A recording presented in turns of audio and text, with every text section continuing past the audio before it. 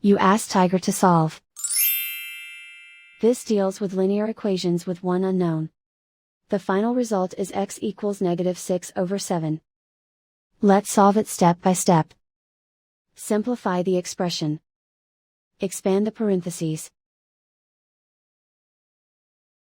Simplify the arithmetic. Combine like terms. Group all x terms on the left side of the equation. Add 2x to both sides. Group like terms. Simplify the arithmetic.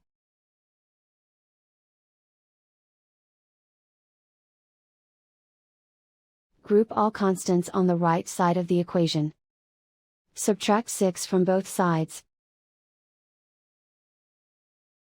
Simplify the arithmetic.